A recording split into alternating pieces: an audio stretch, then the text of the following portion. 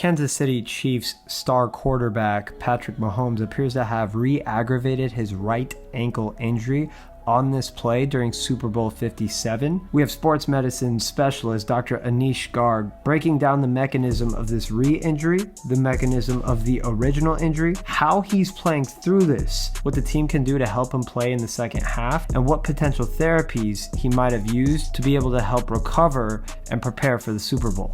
Breakdown coming up.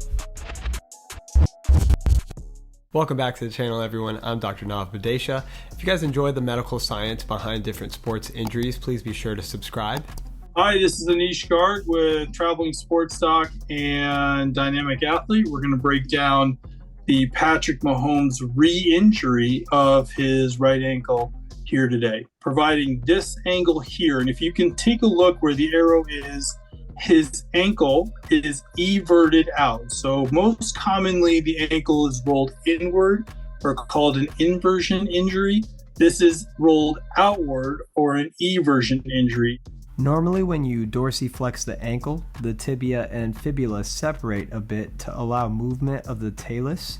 However, when a significant rotation component is added, which the joint is not structured for, the talus forces the fibula to peel away from the fibula, which is seen in both of Mahomes' injuries. What's happening here is actually the ligament that is in between the tibia and the fibula, known as the tibiofibular ligament, is torn. So a lot of people hear high ankle sprain, a lot of people hear syndesmotic injury. The syndesmosis is actually the tibiofibular ligament, and that's what's torn. And so the eversion force, that ankle that gets turned outwards, really, really good view here, is turned outward, and that's going to cause that ligament to tear. So what this does to the leg and to the ankle is it decreases that stability because that's what's holding those two bones together. Now, what do you do in these situations to let somebody play? This is when you're going to actually use tape to tape those two bones together. It's a mechanical treatment.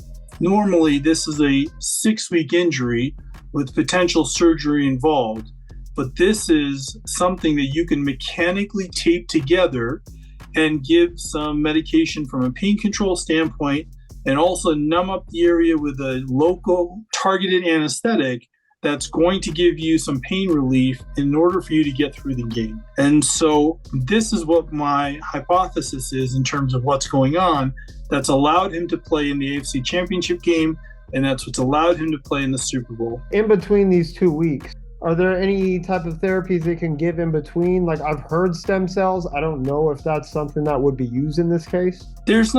It's not unreasonable to be able to give him some of those, either PRP or bone marrow aspirate, or also known as stem cells in layman's terms, but they're not really stem cells. But you can do that in the acute setting. A lot of times, if you remember Curt Schilling way back when in the bloody sock, and them getting injected with the whole blood or PRP, you can certainly do that. The efficacy for an acute injury isn't as well documented. But again, this is a mechanical injury that they're going to try to help with.